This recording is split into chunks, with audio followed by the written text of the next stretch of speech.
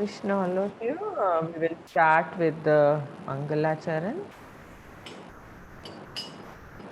Om Jnanatimirandasya Jnananjana Shalakaya Chakshurunmilitam Yena Tasmai Shri Gurave Namaha Shri Chaitanya Manobhishtam Stapitam Yena Bhutale Swayam Rupam Kadamayyam Tadati Swapadantikam Vandeham Shri Gurum Shri Yutapadakamalam Shri Gurum Vaishnavamsha Shri Rupam Sagrajatam Sahagana Raghunathanvitam Tam Sajivan Sadvaitam Savadutam Parijana Sahitam Sri Krishna Chaitanya Devam Sri Radha Krishna Padam Sahagana Lalita Shri Vishakhamvitam Sha He Krishna Karuna Sindhu Dina Bandhu Jagatpate Gopesha Gopika Kanta Radha Kanta Namastute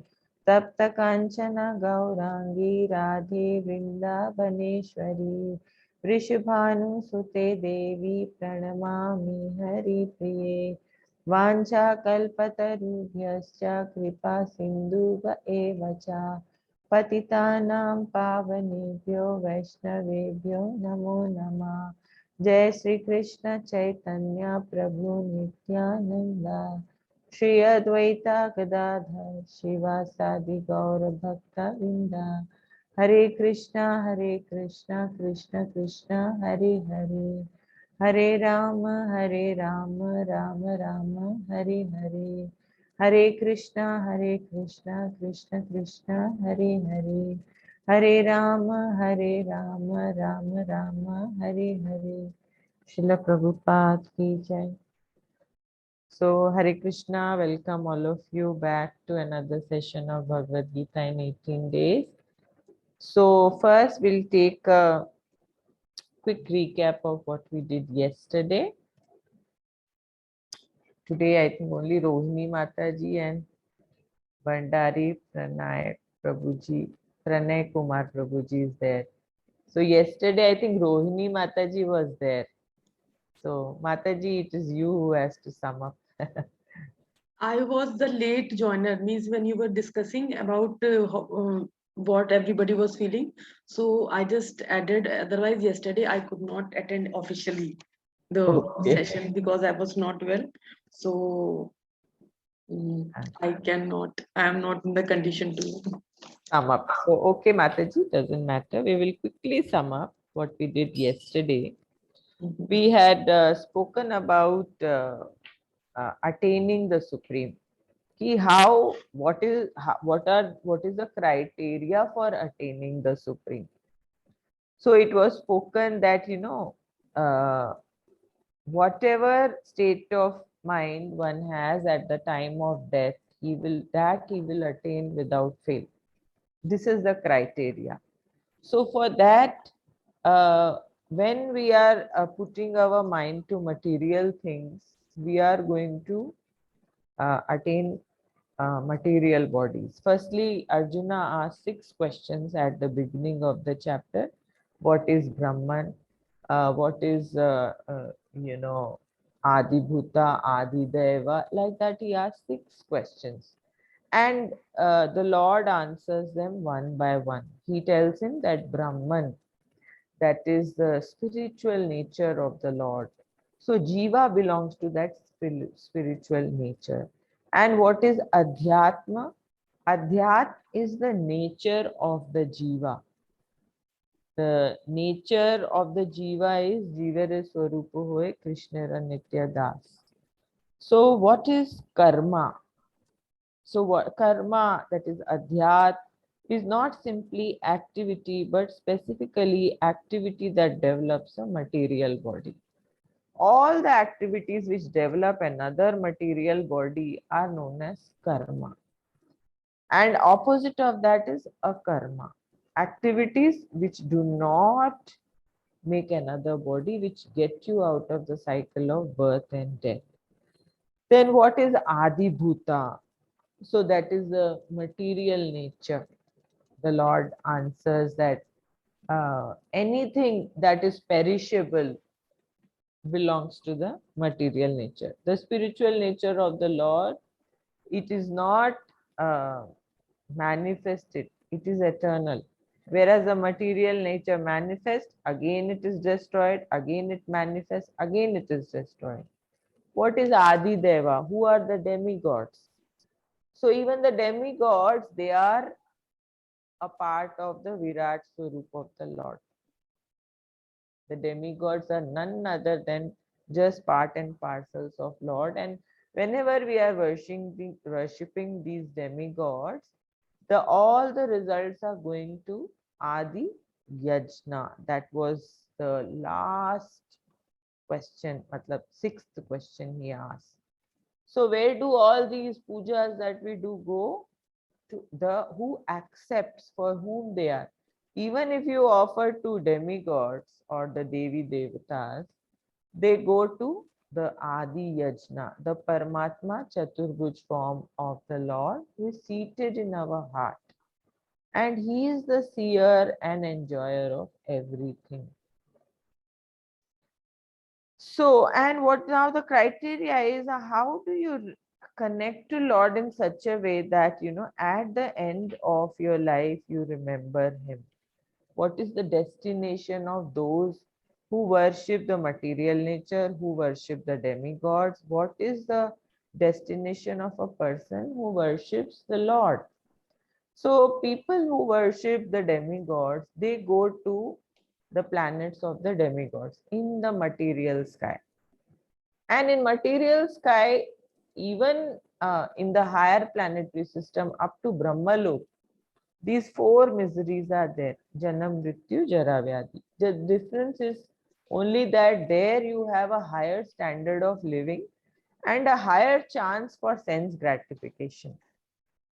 So pious activities that we perform in the name of demigod worship also does not relieve us of the material misery, because it is beyond their jurisdiction. Mukunda is the only person. Mukundaman means, it's another name for Lord Sri Krishna, who can grant mukti, who gives mukti.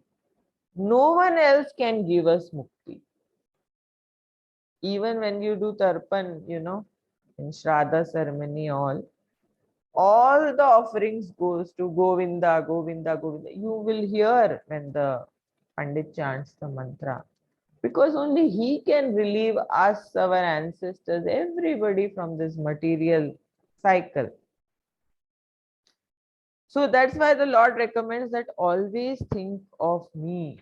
And then briefly, the destination of those who live at with different states of mind is said, that people who quit, remembering the demigods, they go to the planets of the demigods. People who are thinking about, material things, they come back to this world. So like that, the Lord explains. The mystic passive, those who are desiring to just get rid of the cycle of birth and death, that is their desire. In fact, that is the biggest desire. Desiring to get out of the cycle of birth and death is also a material desire. So they do get out of the cycle and they remain in Brahma Jyoti, but they don't establish any relationship with Lord in the loving devotional service.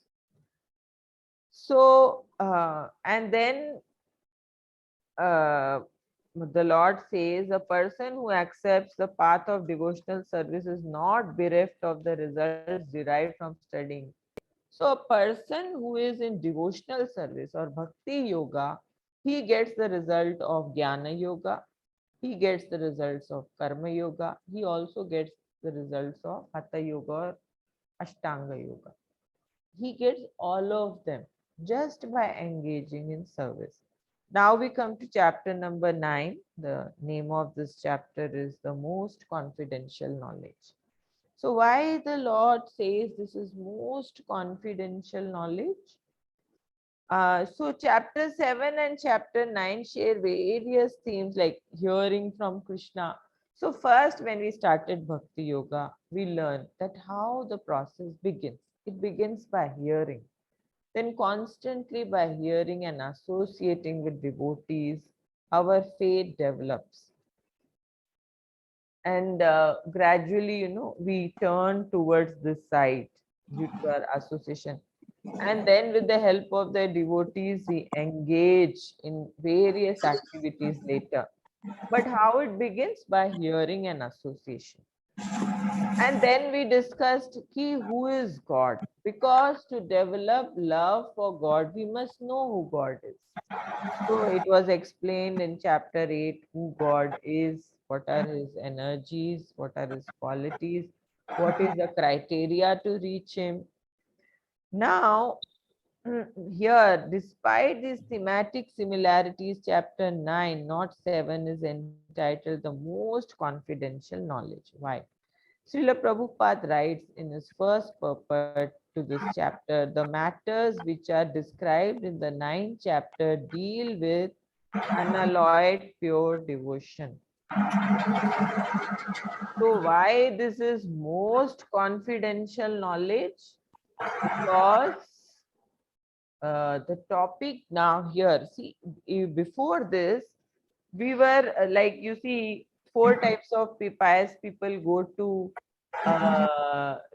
God. So, who are they? Artha, Artharthi, Jigyasu, and Jnani. At the level of earth, that is when a person is miserable and he goes to Lord, he's quite contaminated. Definitely, because he's so contaminated, he's in distress. Then you come to Artharthi, a person who is desiring riches. He is also contaminated because he goes to God, but for a reason, for a desire, fulfilling a desire. Jnani has no desire, but his desire is just to know. So he's better than that. He's inquisitive, but that is also a desire to be inquisitive. Jnani is a person who is in knowledge, and he goes to the Lord in order to serve him. He knows what is karam, vikaram, akaram. He knows that this is a miserable place. He knows I have to get out of it. And he also knows what is the way. So now, earlier three, that is from after gaining knowledge, the Jnani who knows, he engages himself in as a bhakti yogi, the highest transcendentalist. So earlier stages is Mishra Bhakti. There is bhakti, but it is mixed with desire. Either desire to get out of misery, that is also desire. To have riches is also desire. The desire to know him, God, learn, that is also a desire. But here in this chapter 9, we are going to talk about pure bhakti, Ananya Bhakti. And this still one comes to this Ananya Bhakti, the Lord is not looking in the sense for Ananya Bhaktas, Lord serves. It's like that. That will be discussed here. So we start with shloka number 1. Sri Bhagavan Uvacha idam tu guhyatamam pravakshami anasyuve Jnanam Vijnanam Sahitam Yaj Jnatva Mokshayasya Subhat. Translation and purport by Srila Prabhupada. Srila Prabhupada ki jai. The Supreme Personality of Godhead said, My dear Arjuna, because you are never envious of me, I shall impart to you this most confidential knowledge and realization, knowing which you shall be relieved of the miseries of material existence. So now the Lord is saying, you see the chapter 9 and 10 are right in the middle of Bhagavad Gita. There are 18 chapters. 9 and 10 are in the middle of Bhagavad Gita. Most confidential knowledge about Lord, which many people don't understand even after so many births. So the first three verses of this chapter glorify its content. The first three verses now, you see 1, 2, 3, they are just glorification of this chapter. Later, Krishna will describe his inconceivable opulence. He's going to talk. All this time we were talking about, Bhagavan, Bhagavan. Bhagavan means Bhag means opulences, Van means wearer. So, what are these opulences? In full, he will discuss, which will help fix the non-envious soul in unwerving devotional service. So why he will tell us about his opulences? So that, you see, people are awestruck with opulences. They are attracted to opulences. Actually, opulences are meant for that, to attract others. And Krishna is all attractive. So when we hear about his opulences, when we hear about his powers, when we know him, we develop the desire to serve him. So, in unwavering devotional service by increasing his knowledge and appreciation and awe. So, why is all this being told? Why the Lord is telling? Actually, the Lord can go on. He has so many qualities that even for millions of years it goes on, it is unending. But here he is going to tell about the primary opulences so that a person who does not know God develops appreciation of for him. So appreciation is one thing. Glorification comes after appreciation, which is a way of transferring qualities. This is a science. When you become what you like. So when you're appreciating the qualities of some hero heroine in the material world, you will see that after some time, you will take to dressing like that person, you will take to behaving like that person, or you will imitate, try to, be like that person in many ways. So adulation, appreciation gives rise to uh,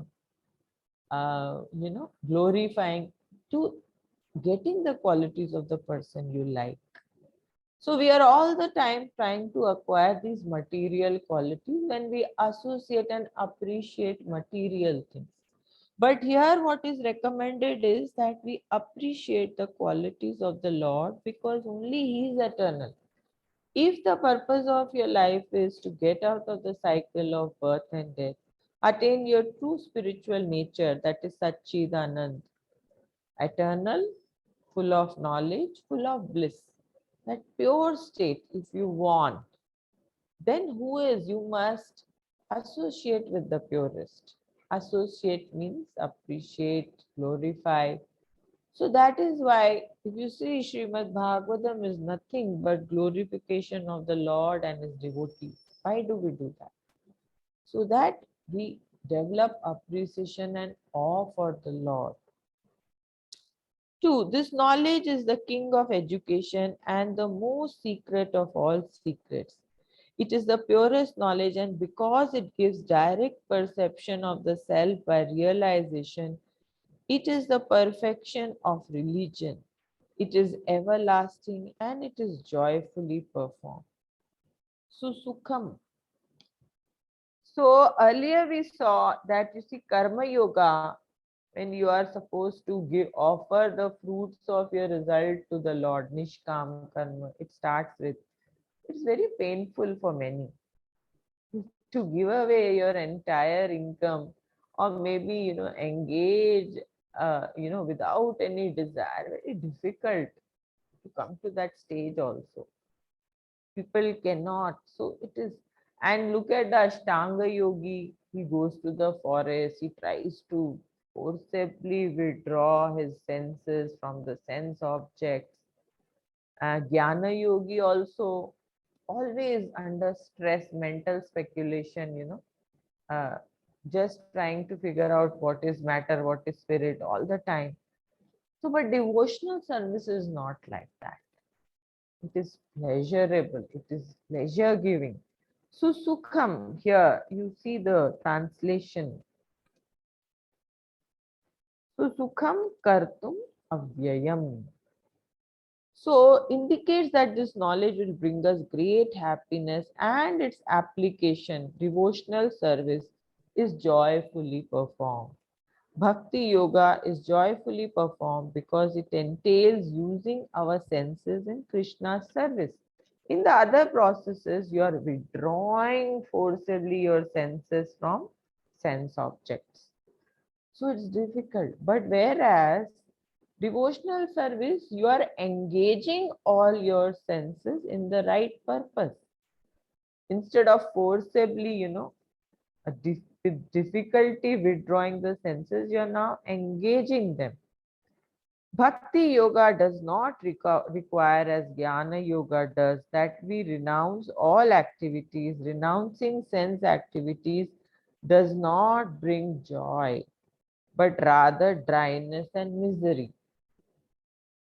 So you are in knowledge, you can choose any of these processes, but you should come to a stage where you enjoy serving the Lord naturally.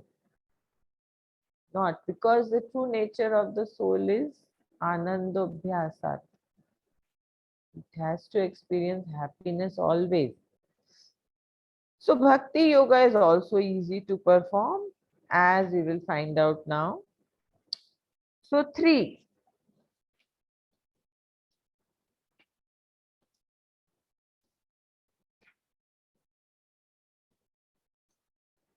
actually it is very detailed, but we have to finish the chapter. So those who are not faithful in this devotional service cannot attain me, O conqueror of enemies. Therefore they return to the path of birth and death in this material world. So those who are not faithful, what does that mean? Here the Lord is talking about pure devotional service, Ananya Bhakti. So people who do not have complete faith in the Lord, they are not convinced that the Lord is going to protect me always, He will provide me always.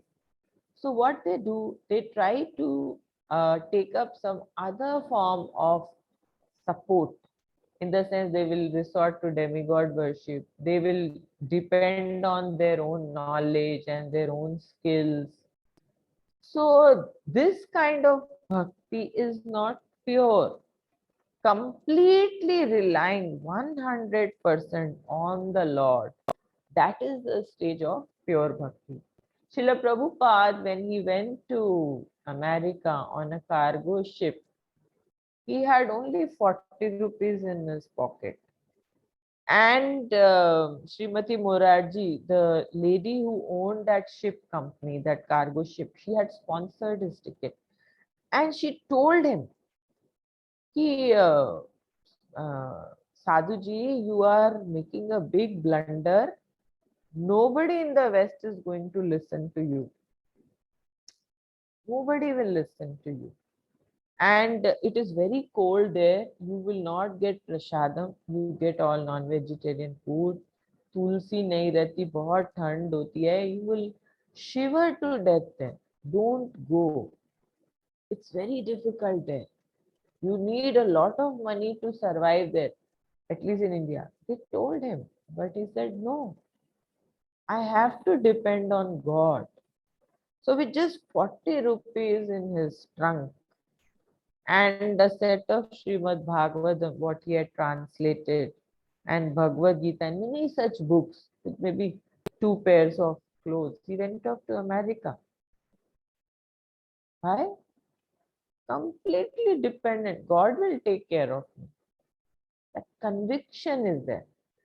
So why we must associate with pure devotees? Because if you don't have something, you cannot give it to others. Because the pure devotee has the conviction to depend on the Lord, he can give that same conviction to others. He is sure that God will take care of him. He's not relying on his efforts, or he's not motivated by the success and failure of this world. He has to do what he has to do in service of the Lord, and that's it. No other desire. That is Ananya Bhakti. 4.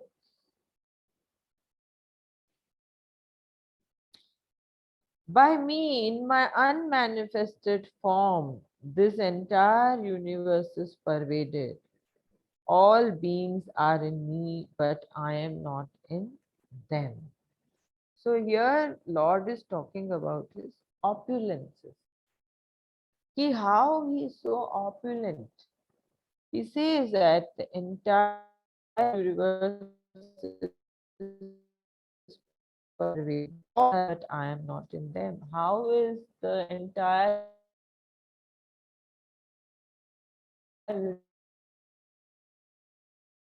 universe pervaded? The Brahman effulgence the Lord. You see, light always needs to have a source. This is a principle. So how can there be light when there is no source? Universe is, pervading in his effulgence. But the effulgence is not a part of the things. Effulgence, even though everything is in him, he is not in everything. So Lord Sri Krishna's name, fame, pastimes, etc. cannot be understood by material senses. Only one who is engaged in pure devotional service under proper guidance, he is revealed. This knowledge is revealed in the heart. In the Brahma Samhita, it is stated that Premanja Churita Bhakti Vilochanena Santa Sadaiva Hridayeshu Vilokayanti. One can see the Supreme Lord of Godhead, Govinda, always within himself and outside himself if one has developed the transcendental loving attitude towards him. Thus, for people in general, he is not visible. Here it is said that although he is all pervading, everywhere present, he is not conceivable by material senses. This is indicated here by the word avyakta murtina. So when the word murtina is used, it means that he has a form. Murtina means form. But actually, although we cannot see him, everything is resting in him. As we have discussed in the 7th chapter, the entire material cosmic manifestation is only a combination of his two energies, superior and inferior. We have already discussed that. 5. And yet, everything that is created does not rest in me. Behold my mystic opulence. Although I am the maintainer of all living entities, and although I am everywhere, I am not a part of this cosmic manifestation. For myself is the very source of creation, just like the sun is not a part of the sunlight, though he is the cause for the sunlight. So here, uh, Srila Prabhupada explains this, like all beings are me, and yet so both are contrasting, contradicting statements. But we must know that God is not limited like us. Like Hiranyakashipu, he limited God. He thought he's very intelligent.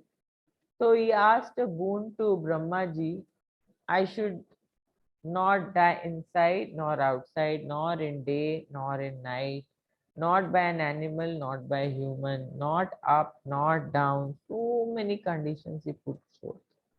He does not realize that Lord has all the contradicting things which you can not even think of.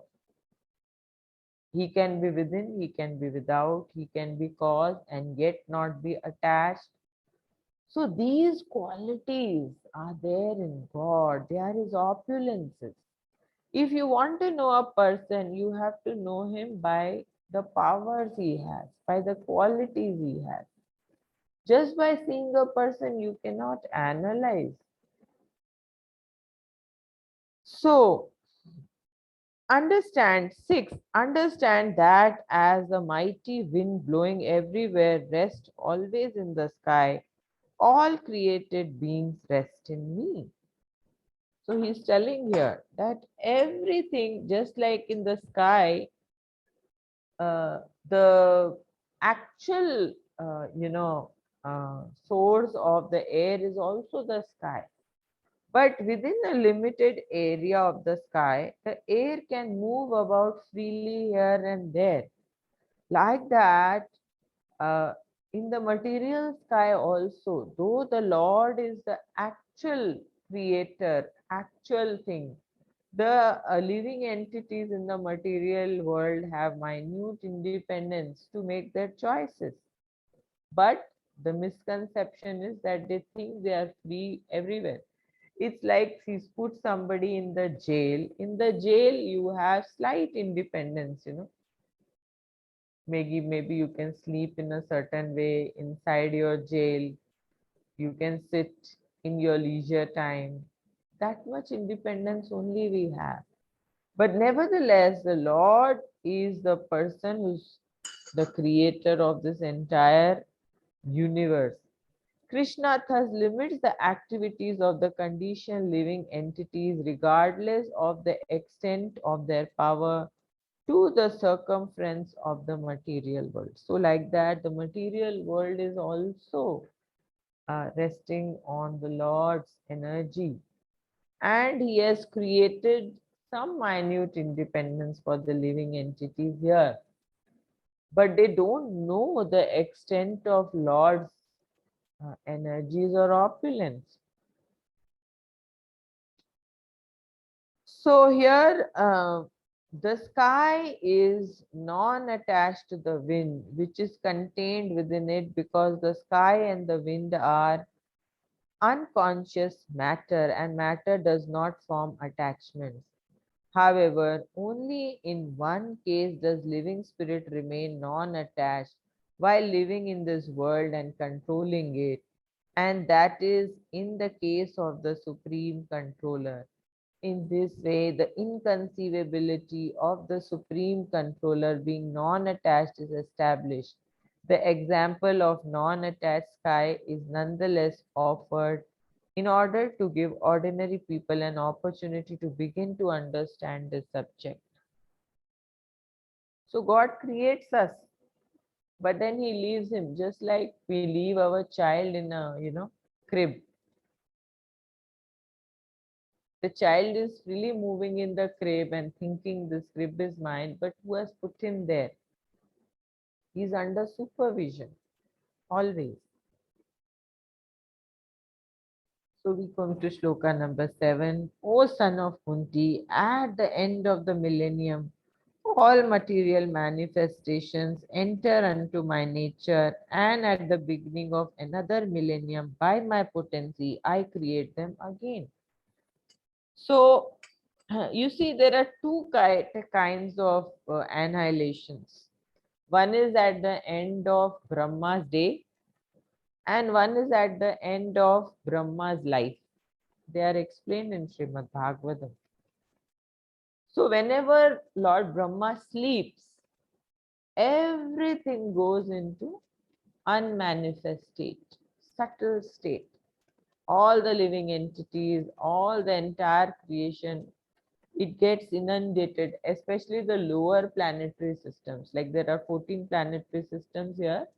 The lower planetary systems, they all go underwater. But the higher planetary systems like Swargalok, Pitralok, Brahmalok and all, they remain. It's not complete annihilation, but partial when Brahma sleeps. And when Brahma gets up, again, how is the Lord responsible for whatever Brahma creates? He by inspiring him to create in a certain way.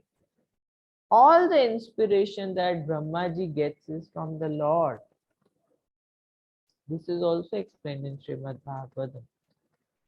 So here the Lord is explaining that all the living beings, where do they rest? They rest in me, because Brahma is born. Brahma comes into being from the navel of Garbhodakshay Vishnu. I had explained the three Vishnus to you. The Karanodakshay Vishnu, the causal ocean, causal Vishnu, from whom the entire material universe is created by his breathing. When he breathes out, so many universes come out. And then he enters these universes as Garbhodakshay Vishnu. The Garbhodakshay Vishnu, from his navel is born Brahmaji. And Brahmaji is inspired by the Garbhodakshay Vishnu to create this material universe. And then after Brahmaji has created all the living beings, their forms, etc., the Lord enters each and every atom of this created universe as Kshirodakshay Vishnu. And then only they are energized. Otherwise, it is dead matter. So when devastation takes place, all this manifested nature, material entities, living and non-living, they go in the unmanifested state again. And one day of Brahmaji is 1,000 Chaturyugs. Just imagine the age of Brahmaji. And the age of Brahmaji is like, it's like a flash of a second for Krishna. He breathes in, he breathes out, and the universe is over. So this tells us how big Lord is. The whole cosmic order is under me, under my will. It is automatically manifested again and again, and under my will, it is annihilated at the end. So it is because the Lord, we have to make effort. If we have a desire to fulfill that, we have to make so much effort. But for Lord, just by desiring, things are manifested. He just desires and things happen. That is his opulence or grandeur. So thus activities of this material world begin. The activities of different species of living beings are begin from the very moment of the creation, and it is not that he's not at all involved. The different species of life are created immediately along with universe, men, animals, beasts, birds. Everything is simultaneously created because whatever desires the living entities had at the last annihilation are again manifested. So they go in like sleeping mode with all their desires. If they are not purified, for thousands, one night of Brahma is 1,000 again cycles of Chaturyuga. So they remain hung in the air in that sleeping stage for thousands of years. And again, when Brahmaji gets up, again by the supreme will, but on whose will all this is going on? Krishna. He's explaining that. It is clearly indicated here by the word avasam that the living entities have nothing to do with this process. The state of being in their past life, in the past creation, is simply manifested again. If 1,000 years of Brahmaji, one living entity has gone into that unmanifest state with the desire maybe to be in water, that desire will remain intact. And when again the universe is created, he will be provided the facility to fulfill that desire in the form of a body. So what is karma? Karma is nothing but creating another body. So the Lord's recommendation is, please get out of this karma. Perform a karma where you don't get any body. So, and after creating different species of life, he has no connection with them. The creation takes place to accommodate the inclinations of various living entities, and so the Lord does not become involved with it. This entire material world is for fulfilling our corrupted desires when we want to enjoy apart from Krishna, separately from Krishna. So this is to facilitate our corrupt desires. So, but the Lord is not responsible for our actions. Many people say, if Lord knew that this and this is going to happen, why did? Because the living entities do not want him to interfere. That is why they are here in the material world. Had they listened to what he wanted, they wouldn't have been here. This is a place for rebellious souls. 9. Oh Dhananjaya, all this work cannot bind me. I am never detached from all these material activities, seated as though neutral. So all the work is going on in the material world. Like some organization is made. There's a system made there.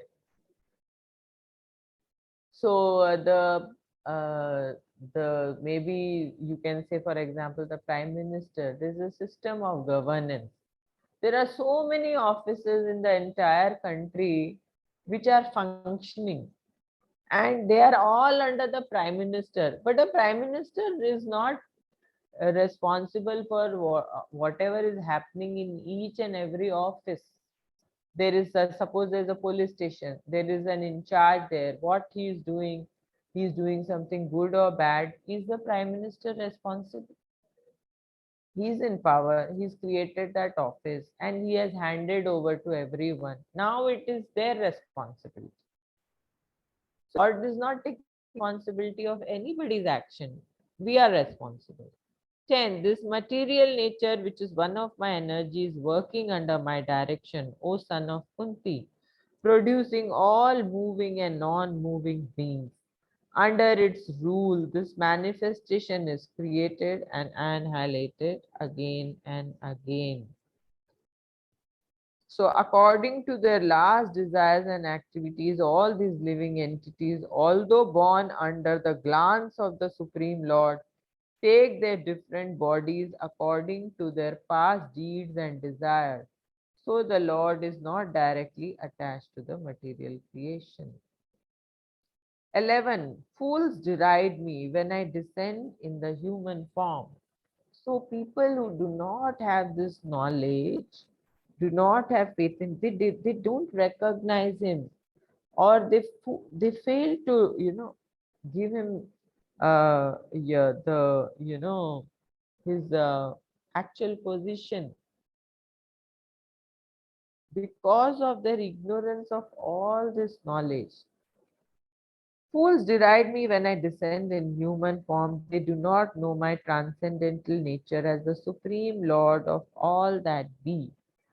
So everybody is not capable of recognizing the Lord. Look at Ravan, Chaturvedi, very, very intelligent, Brahman by birth. But the Lord came in front of him, Hiranyakashipu, I am God, envious of his own son. I am God. I can do whatever I want. In fact, when his brother is killed by Varaha avatar of the Lord, he is, giving a speech on the soul and its transmigration, material world, mukti, and all to his brother's wife to console her. He knows everything. This Hiranyakashipu and Ravan, I mean, compared to us, they're quite highly elevated. They had lot of spiritual knowledge. But knowing and realizing are two different things. They knew. They knew this is written in Veda. They knew this is to be done. but they had not realized it. Because had they realized it, their material desires would have been mitigated. But they had the desire to enjoy. That means they did not realize that knowledge. If somebody realizes his knowledge, he will have no attraction towards the material world. So his body is called here Manusim because he's acting just like a man.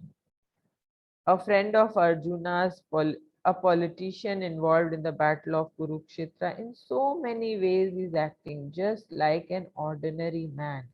But actually his body is Sachidananda Vigraha. He does not change bodies. That he has confirmed in the previous chapters.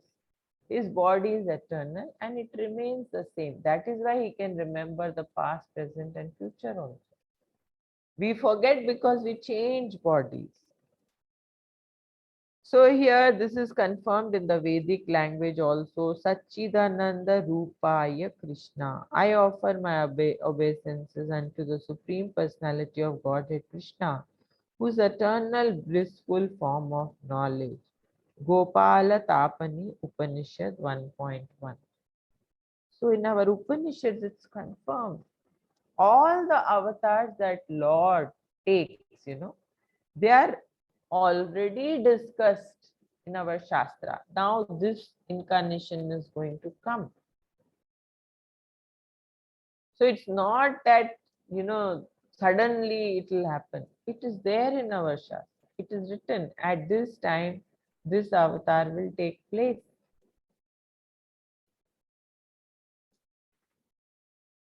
So people who are not in knowledge, they do not acknowledge him when he comes as a human being, whether it is Sri Ram or whether it is Sri Krishna. They fail to recognize him.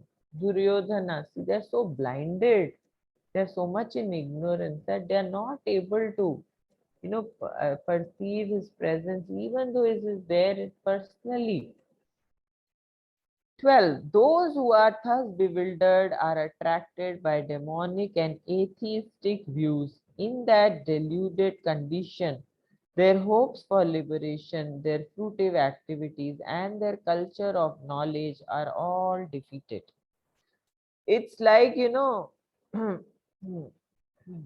if you are giving a sword in a blind man's hand, what will he do with it? This argument was there with my son, I think, yesterday only. Then how does it help, to teach Bhagavad Gita to anyone? It is better to teach somebody material knowledge. So argument was that education comprises of three things. One is knowledge, two it's skills, and three is values. So if a person has all the material knowledge that he can have, but he does not know how to utilize it, he can ruin himself. It's like giving a very sharp sword to a blind man. Without values, skill and knowledge are a big waste because the person who has gained this knowledge does not know its true utilization. So there are many devotees who assume themselves to be in Krishna consciousness and devotional service, but at heart do not accept the Supreme Personality of Godhead, Krishna, as the absolute truth. For them, the fruit of devotional service going back to Godhead will never be tasted. So realizing is a very big thing. Vasudevam Sarvamitim Sa Mahatma Sudurlabha. Many of the devotees also, they may know that Krishna is the Supreme Personality of Godhead, but they don't depend on his will. They use their mind for their good and bad. They still do. It's a common practice. So, Srila Prabhupada explains that therefore their mental speculation to arrive at the absolute truth bring them to the false conclusion. Many times they say, that all processes lead to the same path, but here the Lord is saying all processes lead to different destinations. It is there. So some people say, no, you do this also, Bhagwan khush hai, wo bhi karo to Bhagwan khush hai. So with such false conviction, they come to the wrong conclusion. It's something like, you see, um, for example, you have the area of a circle. I think pi r square is the formula, right? And pi is a constant. The value of pi cannot change. Now, suppose one of my students, I am the maths teacher, and he's saying the value of pi is, I think, 22 by 3 divided by 3. I don't know if I'm correct. It's constant. But if somebody tells me it is 24 by 3, then what is my responsibility? I must tell him, no, you're wrong. Why? Because if I do not correct him, he will not come to the correct answer. So like that, the Lord is telling him everything in detail here, that this is into this is equal to this. Arjuna, this is plain. When somebody is not coming to the right, and here the constant is Krishna. When somebody is not accepting Krishna as the Supreme Personality of Godhead, he will not come to the right conclusion in any form of yoga. This attempt to become one with Krishna. So here Lord is saying that because of their wrong mental speculation, they arrive at different. Now he's telling, therefore their mental speculation to arrive at the absolute truth bring them to the false conclusion that the ordinary living entity and Krishna are one and the same. With such a false conviction, they think that the body of any human being is now simply covered by material nature, and that as soon as one is liberated from the material body, there is no difference between God and himself. So many people think, there are so many theories when they think after death, if they attain liberation, they will become God. Or maybe they will merge in God. These are all speculations. The truth is there in our Shastra that one has to come to the platform of highest platform of Madhurya Ras to be engaged in eternal service of the Lord in love. This attempt to become one with Krishna will be baffled because of delusion. Such atheistic, demonic cultivation of spiritual knowledge is always futile. That is the indication of this verse. For such persons, cultivation of knowledge in Vedic literature, like the Vedanta Sutra and the Upanishads, is always baffled. It is a great offense, therefore, to consider Krishna, the Supreme Personality of Godhead, to be an ordinary man. They cannot accept him as God. And though, that is a great opportunity for us to experience Lord and attain to his nature, they lose that opportunity. 13. O son of Pritha, those who are not deluded, the great souls, are under the protection of the divine nature. They are fully engaged in devotional service because they know me as the Supreme Personality of Godhead, original and inexhaustible. So people who have realized God, they live for God, they serve him. Ananya Mahatmanas tu mam partha devim prakritim ashrita. So people who are engaged in devotional service, they are not under the jurisdiction of the external material energy. They are under the jurisdiction of the internal spiritual energy of the Lord, Srimati Radharani.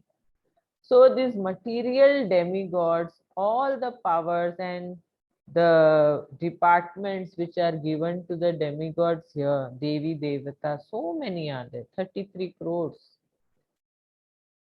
And they have their influences. They are the, providers of all the facilities. But they say that people who are engaged in devotional service like this in a Shani and all, this Graha is less or more, they have no influence because they cannot touch their happiness and bliss. What happens by influence of these planets? You go into depression, your mental stability, these, and you are given fruits of your past karma. I had once met an astrologer, and he was researching on medical astrology.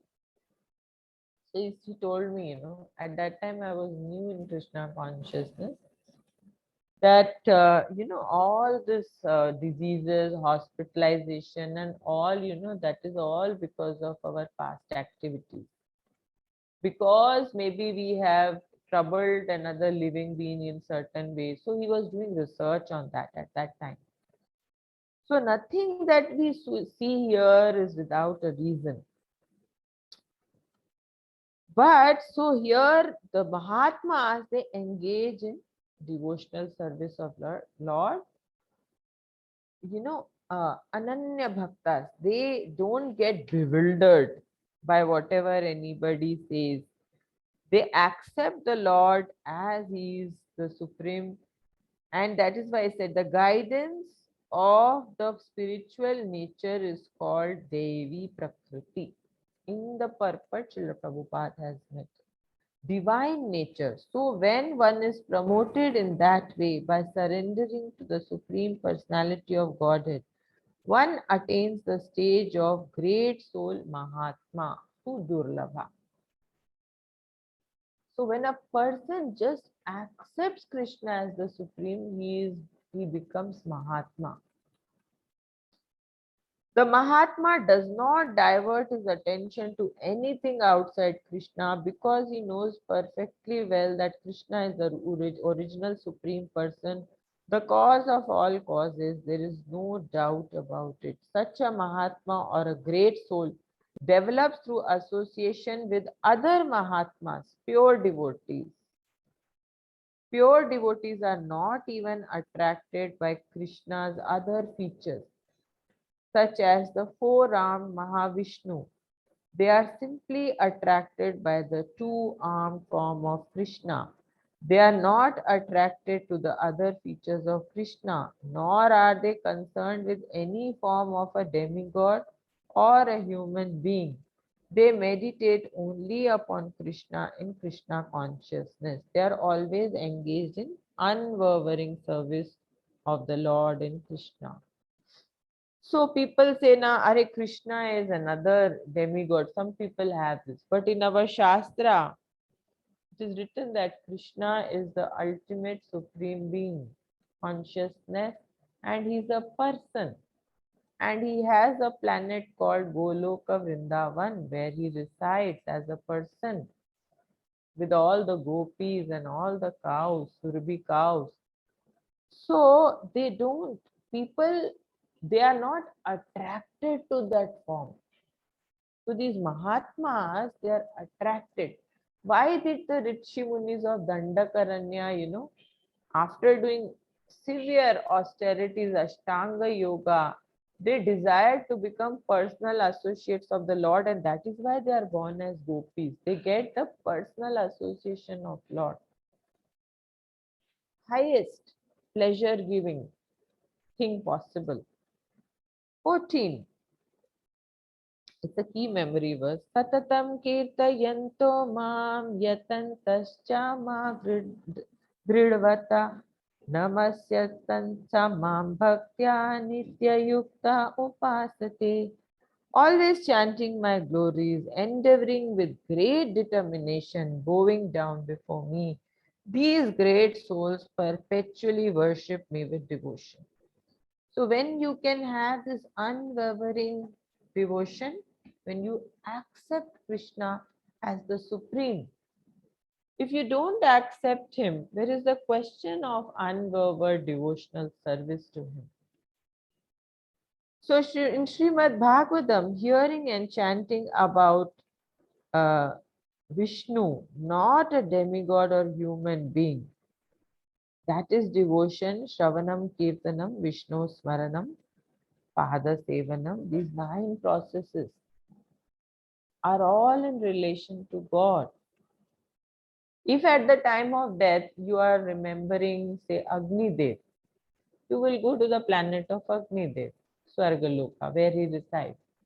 If at the time of death you are thinking about ghosts, you will go to the ghosts.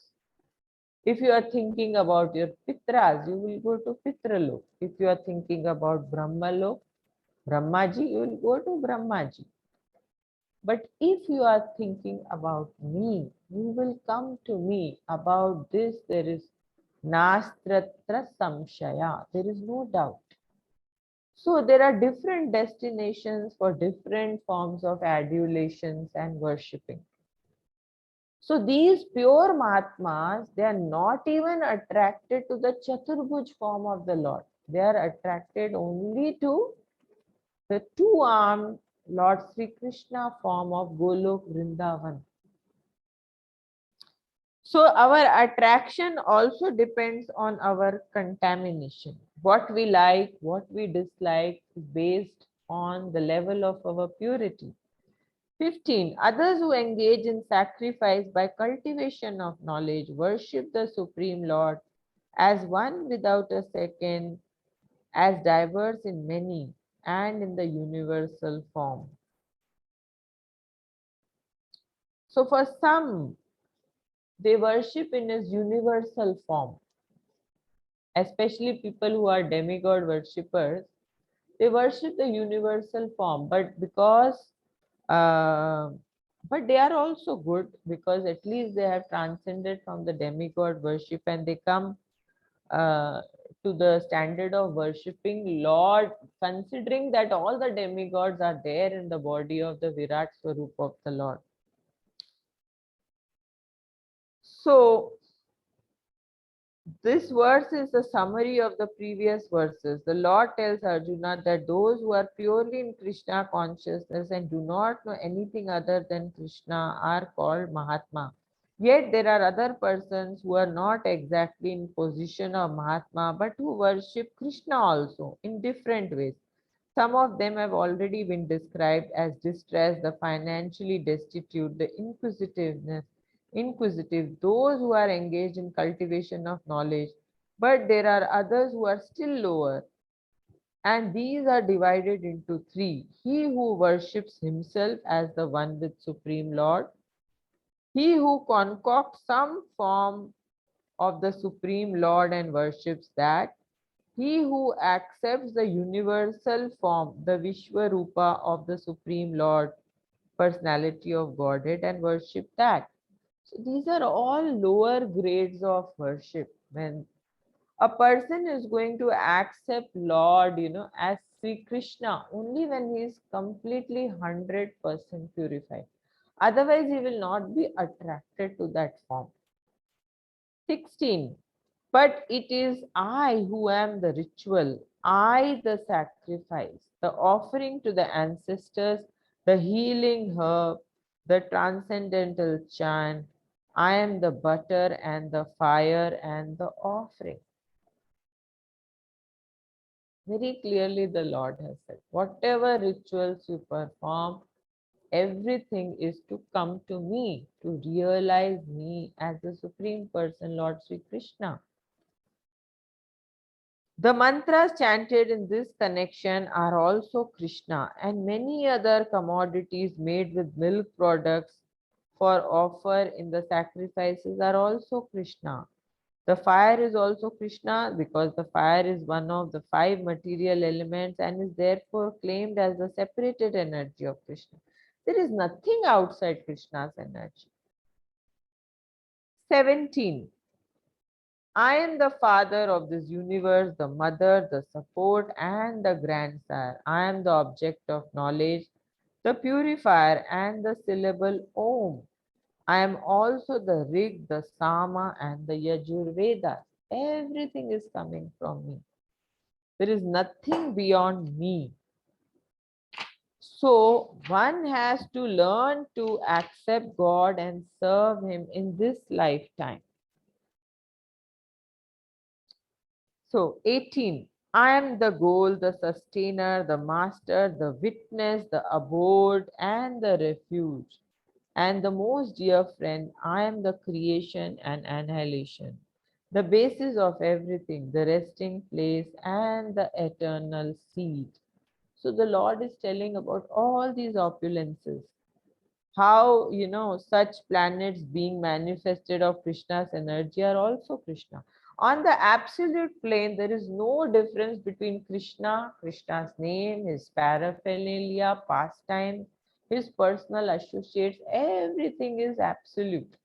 There is no difference. 19.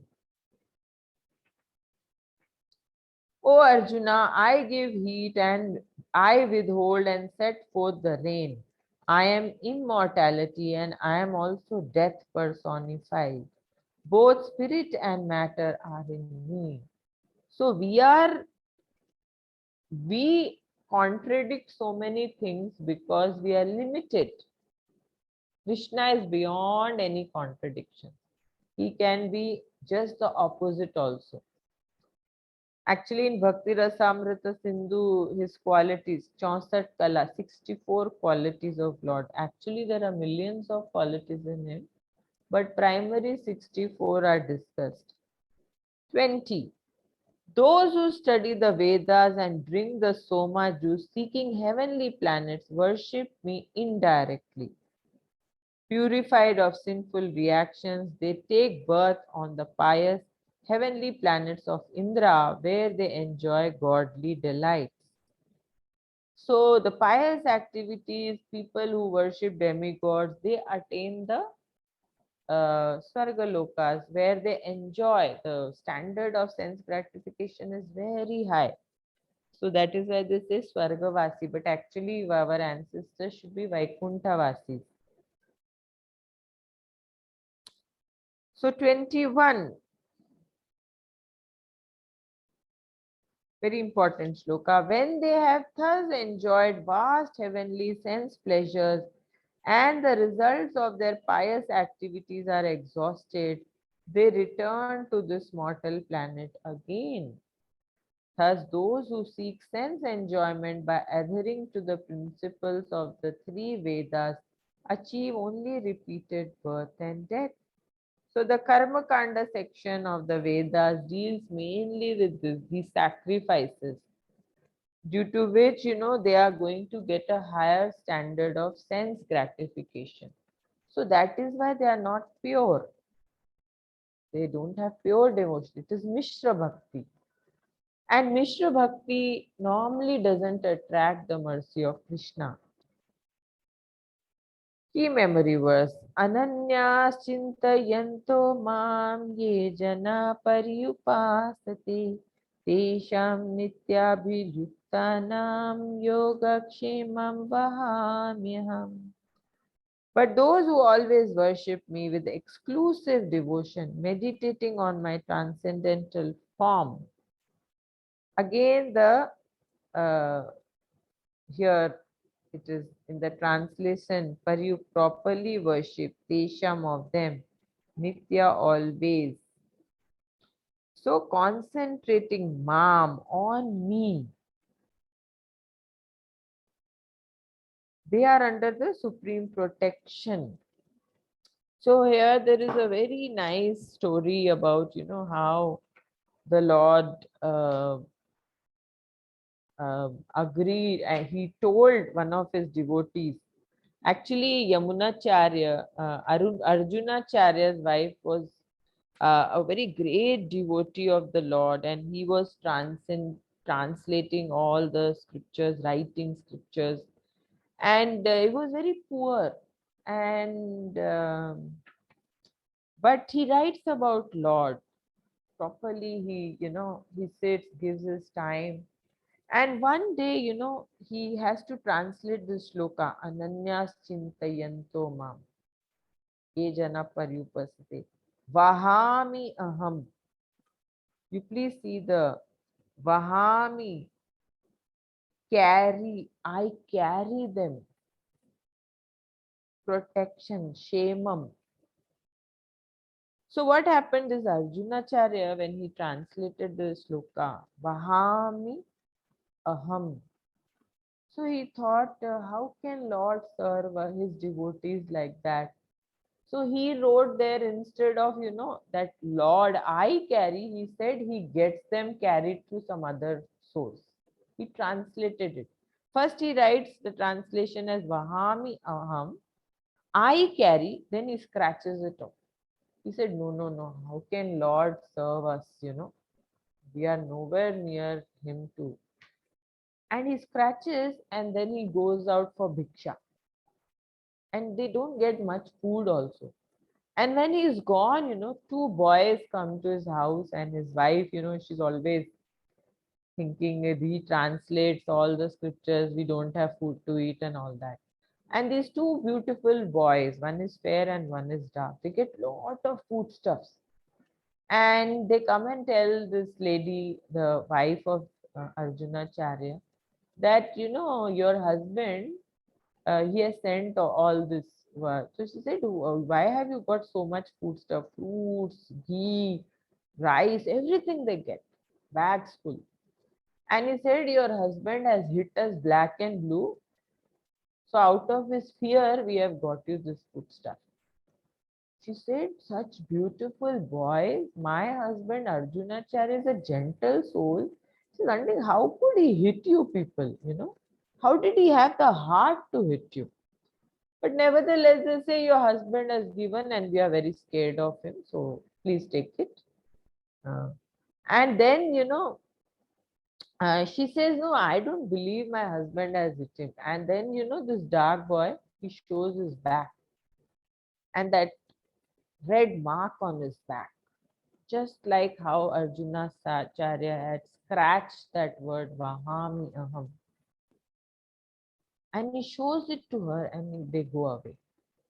And his wife cooks the prasadam, and she's so angry with her husband for hitting these two gentle boys. She starts eating, though a wife should eat after the husband, and the husband comes and he sees his wife eating nicely. He said, how can you eat without me like this? He said, I'm very angry with you.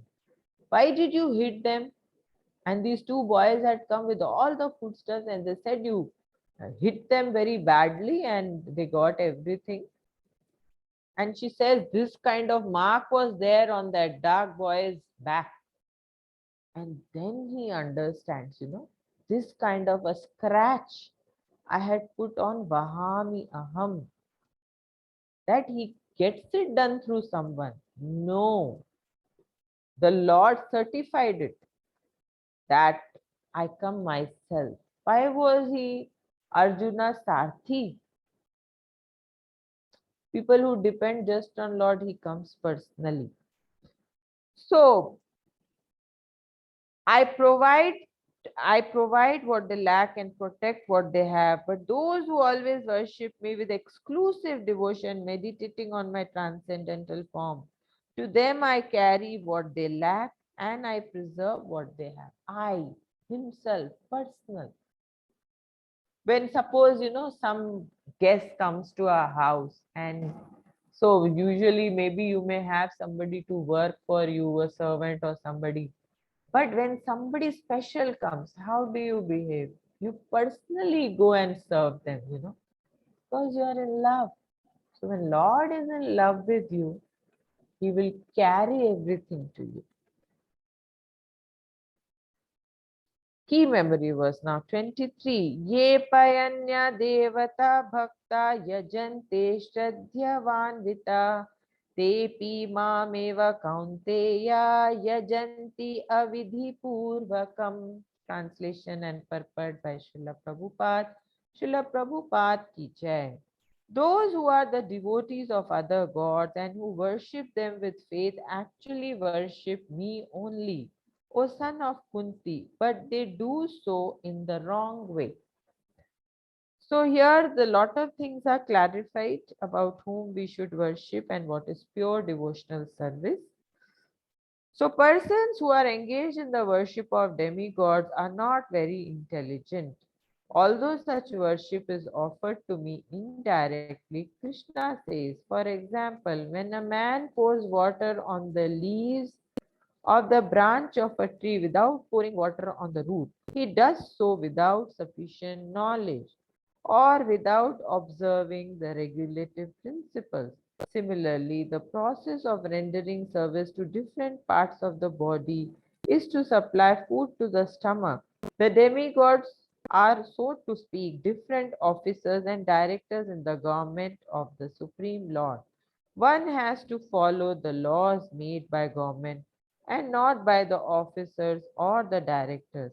Similarly, everyone is supposed to worship the Supreme Lord only. That will automatically satisfy the different officers and directors of the Lord. The officer and directors are engaged in the represented as the representative of the government, and to offer some bribe to the officers and directors is illegal. This is stated here as avidhi purvakam. In other words, Lord does not approve the unnecessary worship of demigods.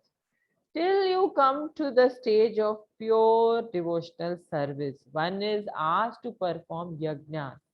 But for a person who has already attained that stage, there is no need.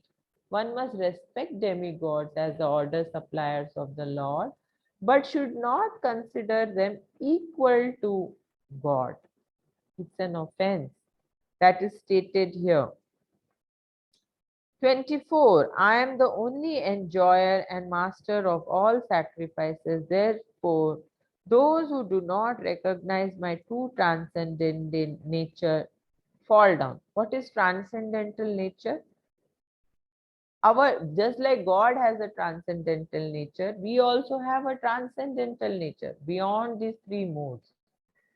If we do not adhere to what Lord is saying, they fall down into the contaminated stage of fulfilling their desire, contaminated desires. 25. Those who worship the demigods will take birth among the demigods. Those who worship the ancestors go to the ancestors. Those who worship the ghosts and spirits will take birth among such beings. And those who worship me will live with me. So here clearly it is mentioned in Bhagavad Gita that destinations for different forms of worship will also be different. So what do you want? Please decide. Make your choices now. Do you want to remain here? Do you want to go to the, because Arjuna was speaking about going to Swargam, the higher planets. In the first chapter, he gives reasons for not fighting. So here the Lord is clarifying that, do you want to still go to the higher planetary system? That is not the purpose of human birth. This human form of life has to be utilized to get out of the cycle of birth and death. 26.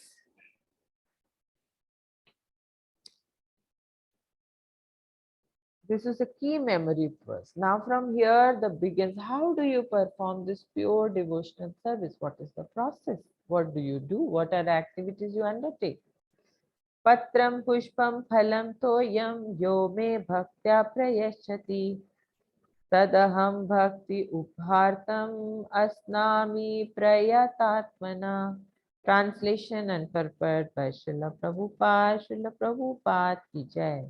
If one offers to me with love and devotion a leaf, a flower, a fruit, or water, I will accept it. So the Lord says that He is Bhava Grahi Janardana.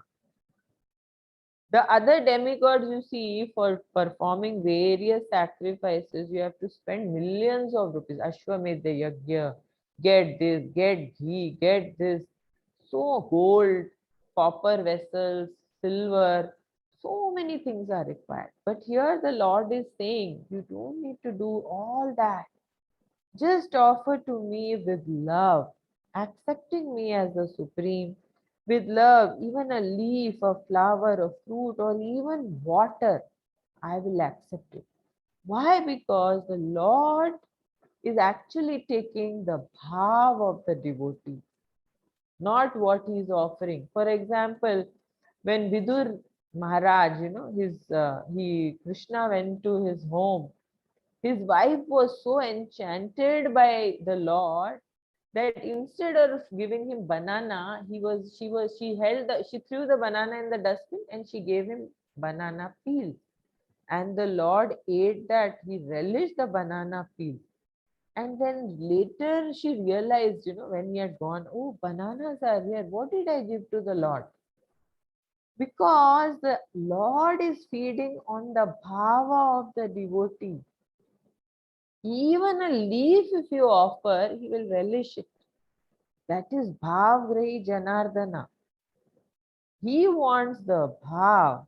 The only qualification required in this connection is to be a pure devotee of the Lord. It does not matter what one is or where one is situated. The process is so easy that even a leaf or a little water or fruit can be offered to the Supreme Lord in genuine love, and the Lord will be pleased to accept it. No one, therefore, can be barred from Krishna consciousness. Once a devotee, he asked Srila Prabhupada, how long does it take for one to surrender to the Lord? He said, 1 second. It is just the day you accept Krishna as the Supreme and you start working only for Him. That is surrender. 1 second. It can be 1 second. Somebody can take millions births, 4, 5 births. So one has to accept Him as the Supreme first. 27. Key memory verse. Yat karosi yadasnasi yajjuhosi dadati yat yat tapasyasi kaunteya tat purushva madarpanam. Translation and purport by Srila Prabhupada. Srila Prabhupada ki jai. Whatever you do, whatever you eat, whatever you offer or give away, and whatever austerities you perform, do that, O son of Kunti, as an offering to me. Whatever you do, all your activities, do that as an offering to me. So everyone has to work for maintenance of his body and soul together, and Krishna recommends herein that one should work for him. Everyone has to eat something to live. Therefore, he should accept the remnants of foodstuffs offered to Krishna. Any civilized man has to perform some religious ritualistic ceremony. Therefore, Krishna recommends, do it for me. So all these things can be done in Bhakti Yoga. All your activities, right from hearing to eating to sleeping, everything can be dovetailed in Bhakti, which is not possible in other processes. 28. In this way, you will be freed from bondage of work and its auspicious and inauspicious results. With your mind fixed on me, in the principle of renunciation, you will be liberated and come to me. He's telling Arjuna that by not listening to me, you are not going to be released from bondage. The whole purpose of all the rituals, all the sacrifices, everything we do has to be performed as a service to me. Do it for me. That is the way of getting out of material bondage. And not just that person is liberated. A liberated soul liberates 28 generations, they say. 14 from his paternal side, 14 from maternal side. Just by having one such realized soul in your family, it releases others also. How? They all get a taste for devotional service, somehow or the other. So, 28. In this way, you will be freed from bondage to work and its auspicious and inauspicious results. With your mind fixed on me in this principle of renunciation, you will be liberated and come to me. So, actually, situated in renunciation means that whatever you do, now you do for God. That is why Ambarish Maharaj was renounced. Even though he was in Grahastha ashram, he was a king, he was living in a palace. But whatever he was doing, like it is explained, that his legs would run to the temple naturally, inclination. He would only have prasad. His eyes just wanted to see the form of the Lord. So, like that, he was a bigger renunciate than even Durvasa Muni. Renunciation doesn't mean giving up activities. It means undertaking only activities to please the Lord. This is the meaning of true renunciation. So, Mam Upasyasi, he comes to me, back home, back to Godhead. There are 5 different stages of liberation, and here it is specified that the devotee who has always lived his lifetime here under the direction of the Supreme Lord, as stated, has evolved to the point where he can, after quitting this body, go back to Godhead and engage directly in association of the Lord. I had explained to you about the 5 muktis, 5 types of muktis. Anyone who has no interest but dedicates his life to the service of the Lord is actually a sannyasi. Such a person always thinks of himself as an eternal servant dependent on the supreme will of the Lord. As such, whatever he does it for the benefit of the Lord. Whatever action he performs it as a service to the Lord. He does not give serious attention to the fruitive activities or prescribed duties mentioned in the Vedas. Such a person can, even if he gives up his prescribed duties, there is no harm. Chaitanya Mahaprabhu, he left his wife very young, at the age of 28, I think he took sannyas. So they can give up because they are completely convinced and purified, but others can't. For ordinary persons, it is obligatory to execute the prescribed duties mentioned in the Vedas. But although a pure devotee who is completely engaged in the service of the Lord may sometimes appear to go against the prescribed Vedic duties, actually it is not so.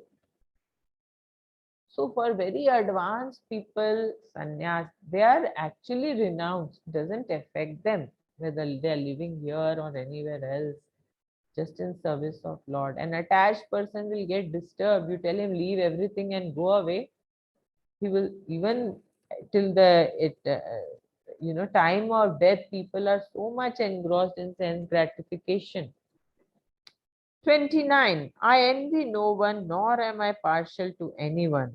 I am equal to all, but whoever renders service unto me in devotion is a friend, is in me, and I am also a friend to him. The Lord is impartial. Ye yatha mam prabhadyante. He awards everyone as they desire. But in case of a devotee, he takes special care. He is in me, he is my friend, and I am his friend too. He's confirming this. Any man in this material world may be very charitably disposed, yet he has a special interest in his own children. The Lord claims that every living entity, in whatever form, is his son. And so he provides everyone with generous supply of all the necessities of life. He is just like a cloud which pours rain all over, regardless of whether it falls on rock or land or water. But for his devotees, he gives specific attention. Such devotees are mentioned here. They are always in Krishna consciousness, and therefore they are transcendentally situated in Krishna. And the very phrase Krishna consciousness suggests that those who are in such consciousness are living transcendentalists situated in Him. The Lord says here distinctly, Maite, they are in me. So they are not under the material energy at all. They have already attained liberation, though in the material world. 30. Even if one commits the most abominable action, if he is engaged in devotional service, he is said to be considered saintly because he is properly situated in his determination. Now, by material sense, like I told you, Hanumanji could be considered a terrorist. Abominable action, burning of a city, so much damage to the property. But actually, he is rightly situated in the service of the cause of Lord. And that is what the Lord is explaining to Arjuna. What you are considering abominable, killing your aunt, uncles, killing your brothers and sisters, all this good and bad is only from material perspective. The right perspective is the perfection of life is samsiddhir haritoshanam, work for pleasing Krishna. And here I am asking you to fight the battle. So if by you fight the battle, you are rightly situated in your constitutional position of serving me. If you don't fight the battle, then you will get another body. That will become karma. Working for Krishna is a karma. He's telling him.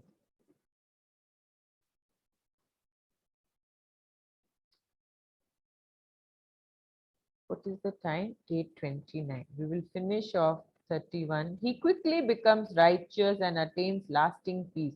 O son of Kunti, declare it boldly that my devotee never perishes.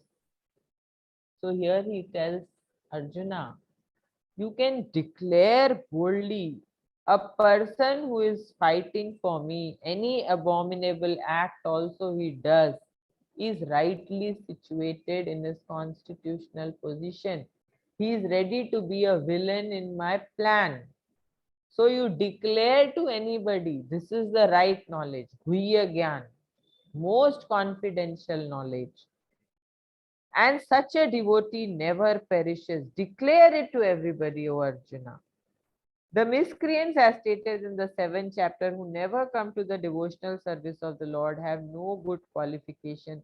As is stated in Srimad Bhagavatam, generally a devotee who is engaged in the 9 kinds of devotional activities is engaged in the process of cleansing all material contamination from the heart. So a person who is working as per Krishna's instructions is rightly situated. Others are all dushkritanas. That is was specified. 32. O son of Pritha, those who take shelter in me, though they be of lower birth, women, Vaishyas, merchants, Shudras, workers, can attain the supreme destination. And nobody is barred from this state. No one. So it is clearly declared here by Supreme Lord and devotional service, there is no distinction between lower and higher classes of people. These distinctions we have made. She is Shudra, she is a woman, she cannot attain. Some people say, no, the Lord says, no, everybody can attain me through devotional service. So even dog eaters can be purified by association with pure devotees. Therefore, devotional service and guidance of pure devotees are so strong that there is no discrimination between the lower and higher classes of men. Anyone can take to it. The most simple man taking shelter of a pure devotee can be purified by proper guidance. So the process is to take association of pure devotees. How much more this is so of a righteous brahmanas. So even the low, which are materially considered lower classes, when they can attain this state, what about the brahmanas? The devotees and saintly kings who are already inclined towards me, therefore having come to this temporary miserable world, engage in loving devotional service unto me. 34. Engage your mind always in thinking of me, become my devotee, offer obeisances to me and worship me. Being completely absorbed in me, surely you will come to me. Very, very uh, nice shloka. Manmana bhava madbhakto madhyaji mam namaskuru mameva shishyati yuktavayam atmanam matparanaha. Translation I have read to you. So just now, what is the recommendation? What should our activities be? Engage your mind. Don't keep your mind idle. Just think of me. Think of my pastimes. That is why you see so many stories, so many pastimes of Lord are recited, so that we are connected to Him. Become my devotee. Offer obeisances to me. Whenever you get an opportunity, just pay obeisances to Him. Worship me. Being completely absorbed in me, surely you will come to me. So these are some of the 9 processes of devotional service. Engaging mind and senses in Him, worshipping Him, archanam, and paying obeisances to Him, vandanam. Then in so many, so here he is saying, Srila Prabhupada is saying, Adi Leela verse in Chaitanya Charitamrita Adi Leela, Deha Dehi Vibedo Yam Neshwara Vidyate Kuch. This means that there is no difference in Krishna, the Supreme Lord, between himself and his body. But because the commentators do not know this science of Krishna, they hide Krishna and divide his personality from his mind or from his body. Although this is sheer ignorance of science of Krishna, some men make profit out of misleading people. So there are so many commentaries about, you know, Bhagavad Gita also, but one must be cautious in accepting them.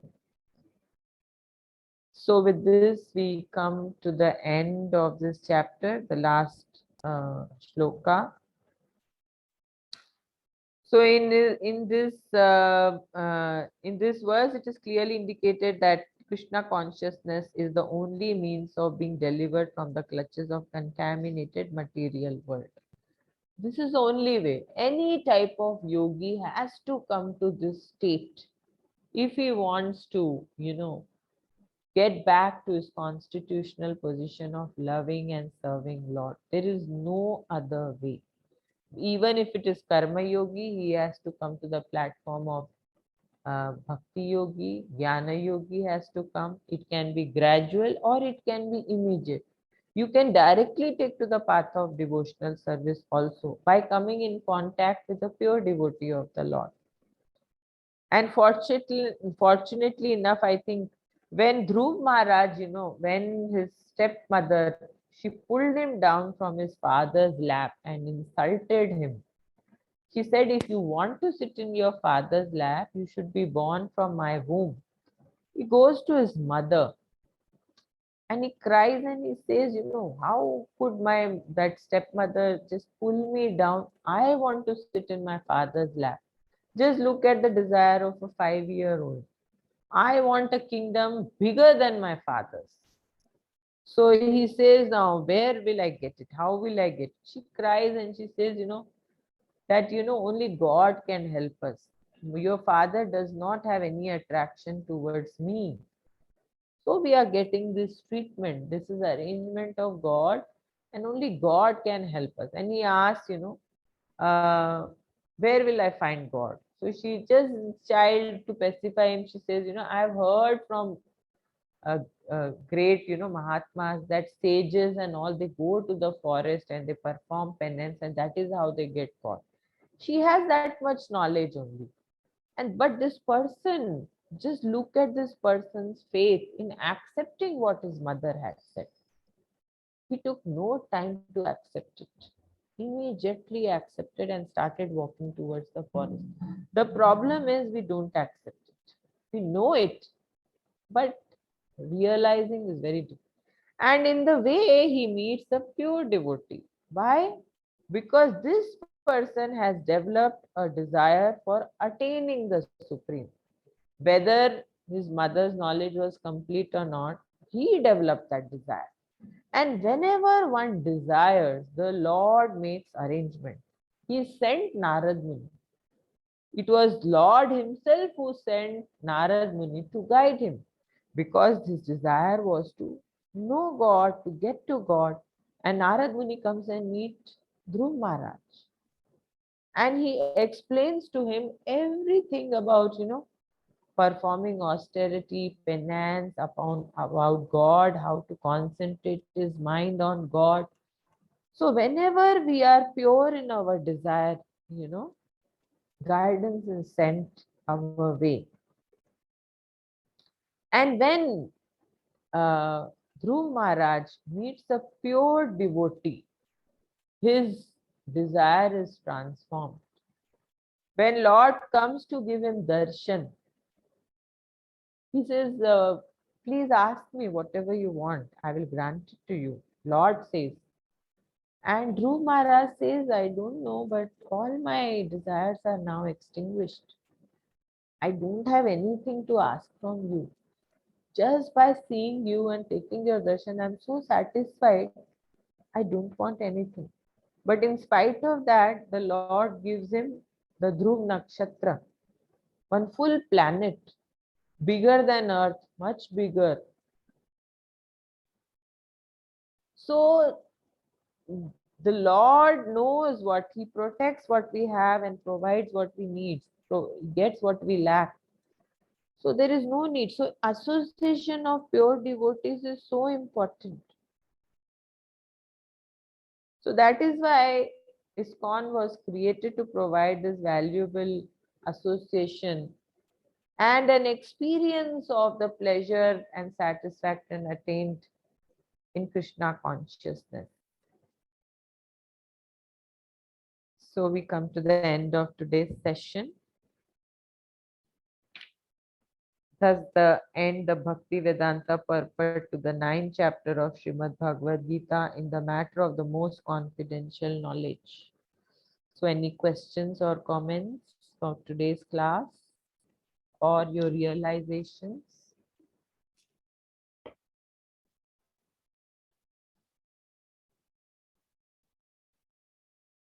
No doubts today? Nothing to No, share? Maataji.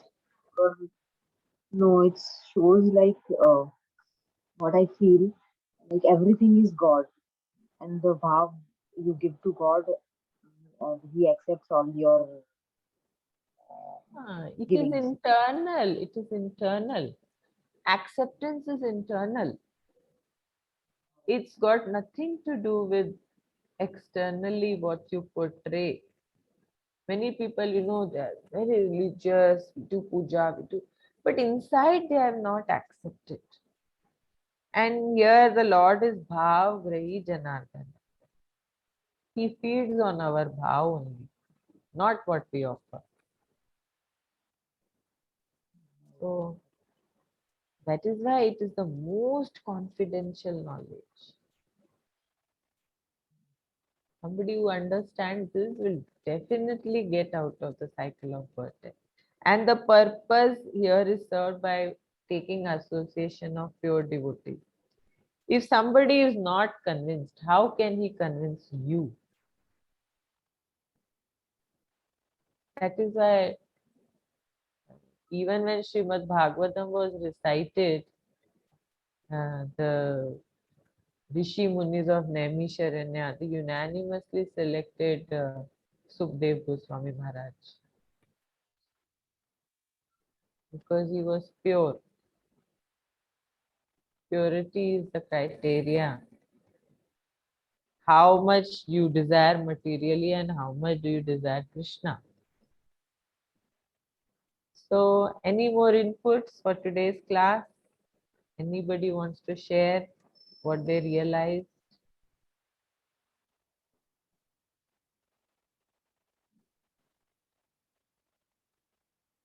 So I think Mataji, one more.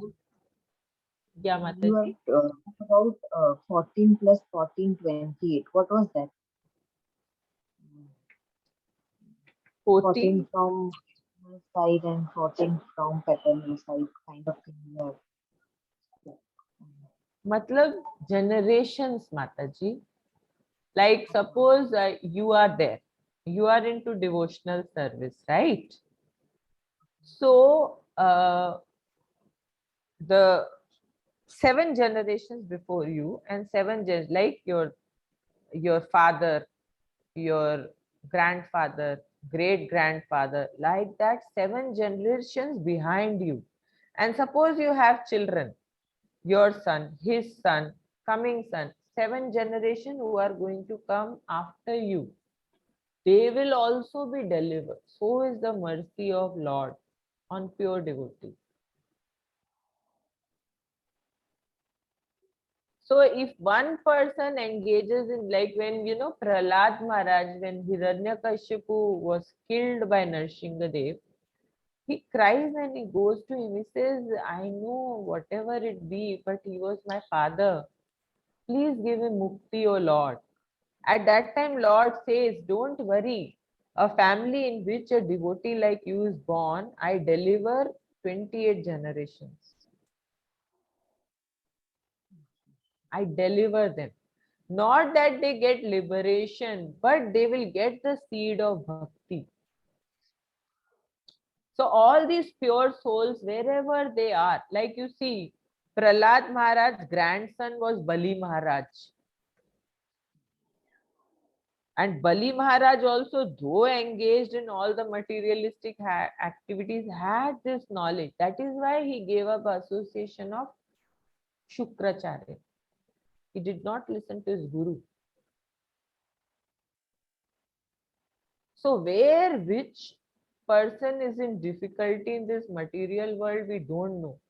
And just, even one point of all these opulences which God has explained, even one, if you can accept and absorb, it will become the cause of your liberation. Like Bali Maharaj. No, everything, if God comes, he was very charitable. And he knew that everything is done for God.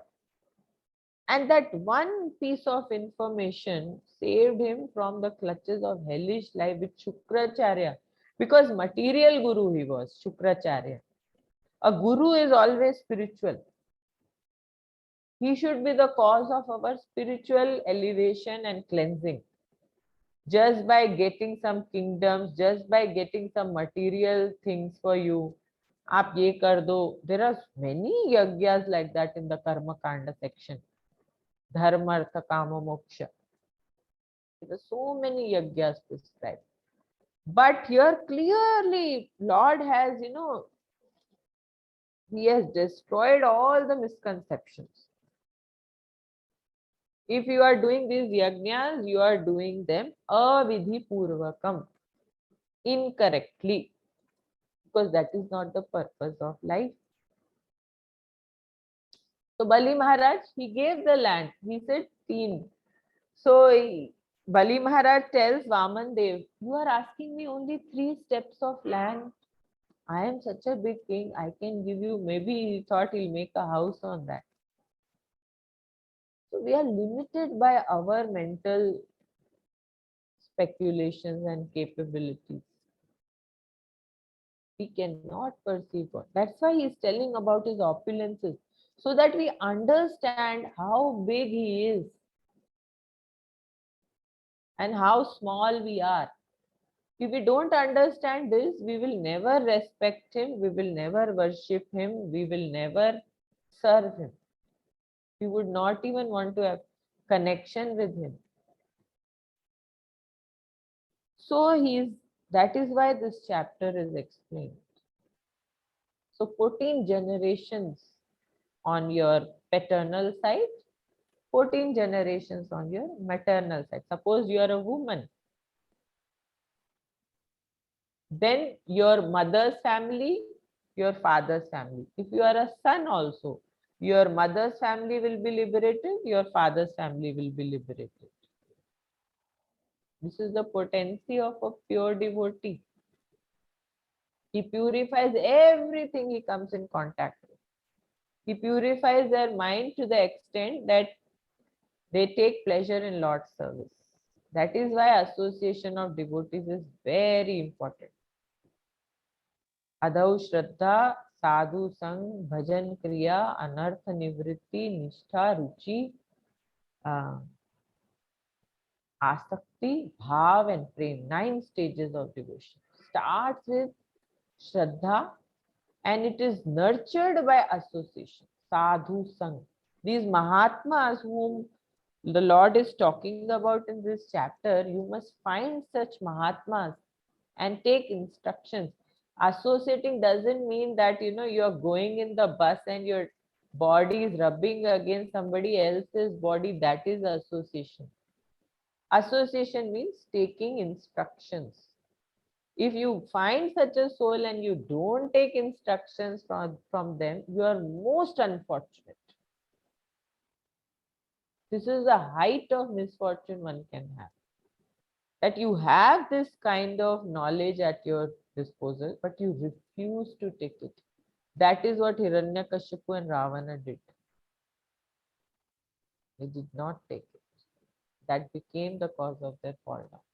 And the most auspicious thing that can happen in your life is you will come in association of a pure devotee who will guide you properly.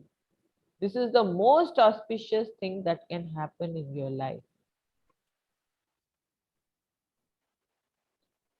So I hope that answers your question, Mataji. Yes, Maataji. Hare Krishna. Hare Krishna. So any more inputs or any more questions?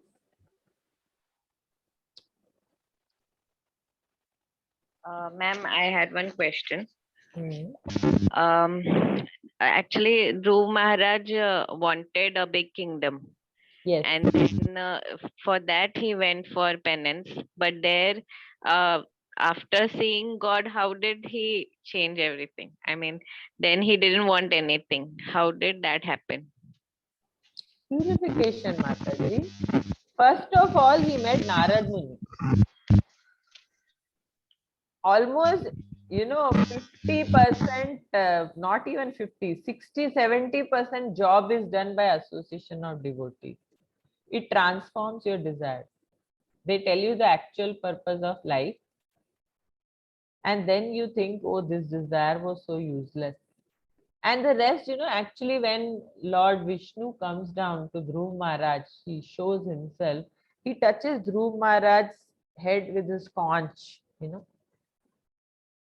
and just like you're burning in fire, as soon as he touches, no, he shivers, and that element of peace comes inside him. He experiences that.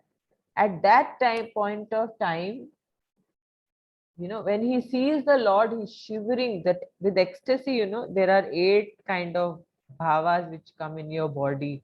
Like you shiver, you're sweating, you're crying, you're so, because God has come in front of you. So when he touches his conch on his forehead, touches it on, he just calms down and he experiences that peace.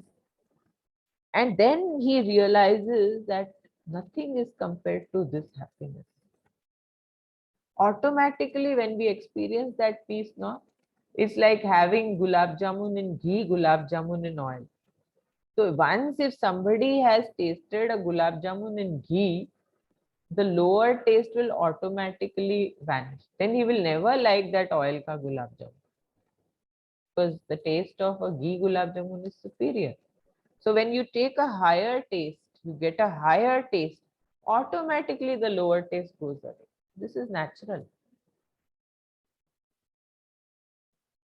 So I hope that answers your question, Mataji. So then this purification, how does this purification happen in association with the devotee?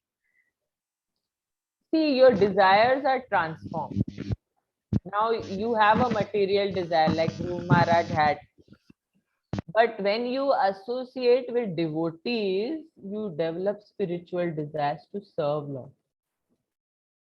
Like for example,